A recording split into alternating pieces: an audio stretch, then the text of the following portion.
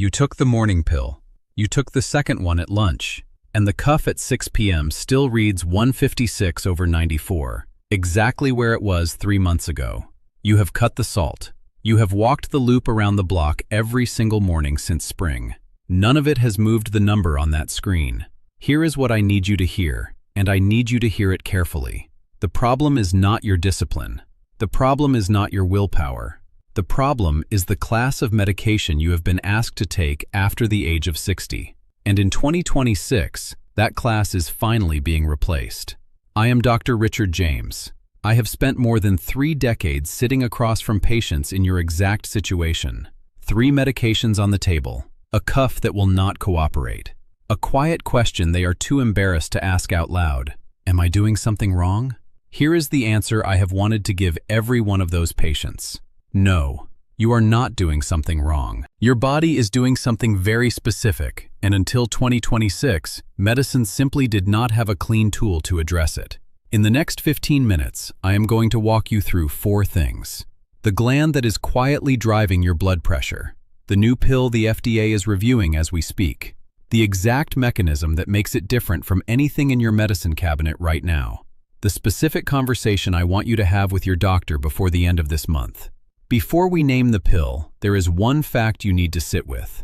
Roughly 1 in 5 adults with high blood pressure has what cardiologists call treatment-resistant hypertension. That means the number stays high even on 3 or more medications. After 60, that ratio gets worse, not better. Kidney filtration slows down. The pills you took easily at 50 now linger in your system. The side effects pile up. The dizziness on standing. The fatigue that follows you into the afternoon. The brain fog you mistake for getting older. Before we get to the new pill, I need you to understand one more thing about the gland that has been writing the script all along. Because once you see it, the news in part 2 is going to feel like the missing piece of a puzzle you did not know existed. Your adrenal glands sit on top of your kidneys, smaller than a walnut each. One of the hormones they make is called aldosterone. After 60, in about 1 out of every 5 adults with high blood pressure, that gland is whispering the wrong instruction to your kidneys all day long. The instruction is simple. Hold on to more salt. Hold on to more water. The result is also simple. The total volume inside your blood vessels goes up, and the number on the cuff goes up with it. Every blood pressure pill you have been handed for the past 10 years has been trying to lower that pressure downstream of the signal. Not one of them was built to walk upstream, find the source, and turn the tap down. Think about what that means in practice. You take an ACE inhibitor. It softens one specific chemical pathway. You add a calcium channel blocker. It relaxes the muscle in the artery wall. You add a thiazide diuretic. It pulls a bit of water out through the kidney. Each one helps, by 5 or 6 points each, on a good day. None of them tell the adrenal gland to stop sending the original signal. So the gland keeps signaling. The kidneys keep holding salt. The pressure that finally lands on the cuff at 6 p.m. stays exactly where it was at 6 a.m. Now picture a 71-year-old retired teacher named Gloria, living alone in a small house in Ohio. She has been on lisinopril, amlodipine, and hydrochlorothiazide for 6 years. She walks 5 mornings a week. She reads every label in the grocery store. Her last 3 readings at the kitchen table have all been over 150. Gloria is not a single patient I can name. She is the pattern. There are millions of women and men exactly like her sitting in primary care waiting rooms in 2026, doing everything right and not getting the result. In 2015, a landmark trial called Pathway 2 was published in The Lancet. It compared 4 different add-on drugs in patients exactly like Gloria. The drug that won, by a wide margin, was spironolactone. Spironolactone works by blocking the aldosterone receptor. It was the first real proof that the missing piece for most cases of resistant blood pressure was sitting in the adrenal gland the whole time. There was a problem, though. Spironolactone is messy in older bodies. It pushes potassium up. It can cause breast tenderness and hormonal side effects in both men and women. In some seniors with even mildly impaired kidney function, the potassium issue makes the drug genuinely dangerous to prescribe. That has been the unfinished business in cardiology for the last 10 years. The science was clear. The target was identified. The molecule that hit the target cleanly had not been built yet. So you now know what is driving the number on the cuff. That is the easy part. The hard part, until 2026, was that we did not have a clean pill that turned this gland down without dragging your potassium, your sex hormones, or your kidney function down with it.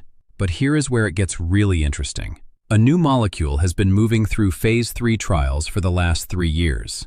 The FDA is reviewing it right now. It is built to do exactly the one thing every previous pill in your medicine cabinet has been unable to do. The name of the medication is Baxdrostat.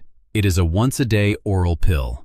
It was originally developed by a small biotechnology company called Syncor Pharma, which was acquired by AstraZeneca in early 2023 specifically because of this molecule. What Baxdrostat does, in plain language, is shut down aldosterone production at its source. The adrenal gland makes aldosterone using a specific enzyme called aldosterone synthase. Baxdrostat sits in the active site of that enzyme and blocks it. Less aldosterone gets made, less salt gets retained, less water sits in the vessels, the pressure on the cuff comes down. That sounds simple on paper. Making it work in real bodies without breaking anything else is the hard part. And that is where the last 10 years of research have lived. In the Bax-HTN Phase 3 trial program, Baxdrostat was added on top of whatever blood pressure medications patients were already taking. We are talking about real-world patients on 3 or 4 drugs who still had numbers above target. In the trial, at 12 weeks, the patients on Baxdrostat saw an additional drop in systolic blood pressure of roughly 9 to 10 millimeters of mercury, beyond what they were already getting from their other medications. I want you to sit with that number for a second. 9 to 10 points of additional reduction in a population that, by definition, was not responding to anything else. That is the kind of result cardiology rarely sees in a class of drug we have already been working with for decades. The full Phase 3 results were reported through 2025 and into 2026. The FDA accepted the new drug application, and the decision date sits in the second quarter of this year. If approved, Baxdrostat will be the first selective aldosterone synthase inhibitor available in the United States for treatment-resistant hypertension. Now here is the contrast I want you to lock in. Spironolactone, the older drug from Pathway 2, blocks aldosterone at the receptor. Picture aldosterone as a key and the receptor as the lock. Spironolactone clogs the lock. The body keeps making the key. That oversupply of the key is part of what drives the side effects we talked about. The potassium spikes, the breast tenderness in men, the hormonal disruption. Baxdrostat does something fundamentally different. It does not clog the lock. It shuts down the factory that makes the key in the first place. There is no oversupply. There is no compensatory pressure. The signal is quieter at the source. That is why the cardiology world has been watching this molecule so closely. It is not just that it works on paper. It is that it works in a way that fits older bodies, where adding yet another receptor blocker on top of an already complicated medication list is the last thing anyone needs. Now, here is what nobody in medicine is talking about loudly enough. The reason this matters so much for you specifically, for an adult over 60, on multiple pills already, with kidneys that filter more slowly than they did at 40, is not just that it works. It is the way it works. There is a specific feature of this molecule that makes it uniquely suited to your physiology, and I need to walk you through it carefully. Stay with me. Here is the feature. Inside your adrenal gland, there are 2 closely related enzymes, aldosterone synthase, which makes aldosterone, and a second one called 11-beta-hydroxylase, which makes cortisol. Cortisol is your stress hormone. Cortisol regulates your blood sugar. It influences your mood. It affects your sleep and your immune function. You do not want a blood pressure drug accidentally turning that down. The earlier generation of drugs that tried to attack aldosterone synthase did not have clean selectivity. They knocked down cortisol as well, and the side effect profile in older adults made them unusable. Baxdrostat was specifically engineered to hit aldosterone synthase strongly and to leave cortisol production largely alone. For a 40-year-old, that selectivity is nice to have. For a 70-year-old whose adrenal reserve is already lower, whose blood sugar regulation is already more fragile, whose sleep is already disrupted, that selectivity is not nice to have. It is essential. There is one more feature that matters at your age. Baxdrostat is being studied as an add-on. Your doctor does not yank you off your current medications overnight. The protocol is layered. The new drug goes on top of the existing regimen. Your potassium and your blood pressure are tracked, and over weeks, the doctor decides whether one of the older drugs can come off. Layered is the safe way to do this. Abrupt is not. For an older body, the difference between layered and abrupt is sometimes the difference between a smooth transition and an emergency room visit. Now, I need to be straight with you, because honest medicine is the only medicine I practice. There is one lab to watch closely with Baxdrostat: your potassium. When you lower aldosterone, your kidneys release less potassium into your urine, so the level in your blood drifts up. Most of the time it stays in the safe range. Sometimes it edges into a zone where your doctor will adjust the dose or check it again in 2 weeks. That is the deal. It is a small price for a tool we have been waiting on for a generation. Your doctor will draw a basic blood panel at baseline, again at 4 weeks, and again at 8 weeks. That is it. That is the monitoring. It is not exotic. It is not expensive. It is one tube of blood, drawn at the same visit you are already going to. So you now know what Baxdrostat is. You know why it works. You know exactly which lab to ask about. You know how it will fit on top of the medications you are already taking, instead of replacing them all at once. The only question left, and it is the most important one, is what to do with this information starting this week. I am going to give you that, step by step. Now I know what some of you are thinking. If this were real, my doctor would have already told me about it.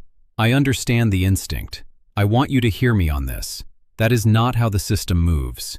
A new class of drug gets approved. From the FDA decision to a comfortable mention in a routine primary care appointment, the lag is usually 6 to 12 months, sometimes longer. That gap is not your doctor being careless. It is the speed of the pipeline. Your cardiologist may already be tracking Baxdrostat. Your primary care doctor may not have it on the front of their desk yet. Either is normal. Neither is a problem you need to argue about.